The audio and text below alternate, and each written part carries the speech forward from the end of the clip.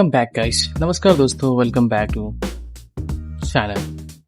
आज हम सबसे पहले max trade and crude oils के कंप्लीट इंट्राडे एनालाइज करने वाले हैं, जैसे कि आप ये चार्ट में देख रहे होंगे। सबसे पहले ये देखेंगे कि मार्केट का करंट सिचुएशन अभी कैसा है, क्या करने वाला मार्केट का।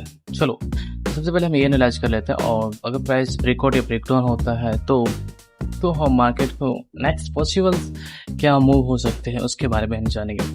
तो आई थिंक, लेकिन याद रखिए कि ये जो जोन है ना, ये वाला जोन, इस जोन को आप एजुकेशनल एनालाइज की डायरेक्ट या सेल करने के लिए कर सकते हैं, बट ठीक है। सबसे पहले एनालाइज करते हैं डे वन पे। डे वन पे क्रूड ऑयल जो है ना, एक स्ट्रॉन्ग सपोर्ट दिखाने की कोशिश तो है, दिखा तो रहा है, बट अब आज क्या ओपनिंग रहेंगे इसकी, वो इम्पोर्टेंट है। कल के प्रीवियस डे के open low, high and low, open close, तो भाई अपना मार्क कर लेते हैं। ठीक है, तो हम कर लेते हैं मार्क। सबसे पहले इसको भी इधर ले आता हूँ भाई, इधर ले आ। ओके, ये इसका लो था, प्रीवियस लो, एंड देन इसका एक प्रीवियस डे कैंडल का हाई। ओके, ओपन क्लोज, ये ओपन एंड क्लोज। चलो अब क्या करते हैं, मार्केट यहाँ पे क्लोज दिया है, ठीक है, इधर से क्लोजिंग इस एरिया। अब हम चलते हैं 1 घंटे के चार्ट पे, जहाँ हम देखेंगे कि मार्केट में ऐसा प्रोबेबिलिटी बन सकता है कि अपसाइड का कोई रैली आए। देखो इसका जो स्विंग लो का जो सपोर्ट दिख रहा है ना, ये वाला सपोर्ट है, इस एरिया पे आए और यहाँ से थोड़ा सा ब्रेक करे और उसके बाद नीचे आ सके तो आएगा, नहीं तो ऊपर जाने की चांसेस ज़्यादा रहेगी। 1 घंटे का चार्ट फ्रेम पे तो भाई 2 कैंडल रेड बन चुकी है, तीसरी कैंडल भी रेड बन रही है, बट यहाँ पे मार्केट क्लोज हो जाती है 11 बजे। और नेक्स्ट अब देखते हैं कि मार्केट में क्या ये अगर इस जोन के ऊपर ओपनिंग देती है मार्केट, ठीक है, इस जोन के ऊपर, तो हम अपसाइड के लिए सोचेंगे। अपसाइड का हमारा टारगेट रहेगा ये जोन, ये ऊपर वाली जोन जो है, इस जोन के लिए हम टारगेट रखेंगे। अगर नीचे इस जोन के नीचे आता है तो हम यहाँ तक करेंगे 7,640 या 50 के आसपास। ठीक है, 30 मिनट्स पे देख लेते हैं। 30 मिनट्स पे भी सेम वैसा ही दिख रहा है मुझे। ये देखो ना, हाई लो, ये डाउन ट्रेंड कंटिन्यू कर रहा है। ठीक है, अब यहाँ से ठीक है, यहाँ से ब्रेक किया है। अब जितनी भी लिक्विडिटी यहाँ पड़ी हुई थी, जैसे कि यहाँ पड़ी थी, यहाँ पड़ी थी, यहाँ पड़ी हुई थी और यहाँ पड़ी हुई थी, सबकी लिक्विडिटी इसने शिफ्ट कर लिया। और एक यहाँ पे कह सकते हैं ऑर्डर ब्लॉक टाइप का यहाँ पे है, इस जोन में, ये जोन, और यहीं से मार्केट फिर दोबारा ऊपर गया है। ठीक है, अरे रुक जा भाई, तो ये हम मान के चलते हैं दैट्स ए ऑर्डर ब्लॉक। ठीक है, ये ऑर्डर ब्लॉक है,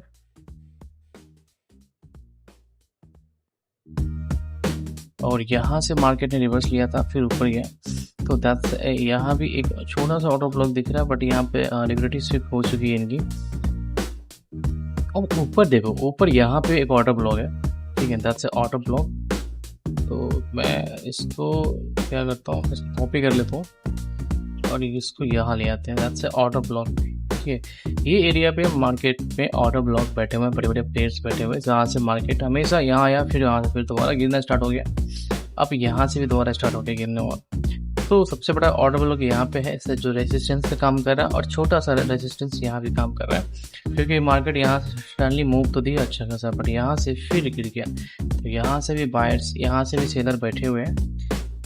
यहाँ पे अगर इसको ऊपर क्लोज देता है तो हम यहाँ तक का टारगेट सोच सकते हैं, ऊपर यहाँ तक का। ठीक है, तो देखते हैं क्या बन रहा है। एक वी शेप में रिकवरी आई थी कल, तो अच्छा लगा देखने में, और दोनों साइड का ट्रेड लिया हमने, दोनों साइड के ट्रेड में हमें प्रॉफिट मिला। ये रहा हमारा ग्रो का है, इस ग्रो पे मैंने ट्रेड एग्जीक्यूट किया था। ये तो 1 घंटे का नहीं है, डे 1 का चार्ट टाइम लगा हुआ है। ये रहा 1 घंटे, 1 घंटे में सेम है वैसा ही, यहाँ पे भी समथिंग कुछ चेंजिंग नहीं है। तो पोजीशन क्लोज हो गया अभी, इसलिए नहीं दिख रहा। क्रूड ऑयल का हाल क्या है, क्रूड ऑयल हो सके तो गिर सकता है अगर इस जोन को ब्रेक करते तो हमें थोड़ा वेट करना पड़ेगा। क्रूड ऑयल्स में बिटकॉइन में अगर ट्रेड लेना है, इस जोन के अगर नीचे जाता है तो हम सोचेंगे डाउन साइड का, नहीं तो अभी लिक्विडिटी लेके कहीं ऊपर जा सकता है। तो थोड़ा सा हमें वेट करना चाहिए। तो इतना ही है, इस लेवल को आने दो, इस लेवल को मार्क कर लो। यहाँ पे मैं सपोर्ट ले देता हूँ, सपोर्ट एरिया। इस सपोर्ट के अगर नीचे, अगर इस सपोर्ट को ब्रेक नहीं करता है और ये एक रेसिस्टेंस है, ये एक रेसिस्टेंस का काम कर रहा है, ठीक है। ये ऑर्डर ब्लॉक के एक रेसिस्टेंस है। अब देखो एक चीज़ और देखने को मिल रहा है हमें, अब इतनी बड़ी बाइंग आई है, अब दैट्स से फेयर वैल्यू गैप, ठीक है। अब इस दोनों के बीच में एक फेयर वैल्यू गैप है, और मैं तुम्हें दिखाता हूँ इसको मार्क कैसे करना है। कैंडल लेना है, ठीक है, यहाँ से ओके। अब हमें यहाँ तक तो कैंडल आया था, क्लोजिंग कहाँ है, यहाँ पे हुई है ये। अब देखो ये अपने ऑर्डर ब्लॉक के पास ही है, ठीक है। मतलब 50% भाई ऑर्डर इसने एग्जीक्यूट कर लिया है, जो पेंडिंग ऑर्डर से इनके। आई होप कि यहाँ से मार्केट ऊपर ओपनिंग दे और यहाँ से ओपन जाए, तो ऐसा 50% इसने टारगेट ले लिया है। 50% कह सकते हैं इसको, 50% ऑफ FVC, ठीक है।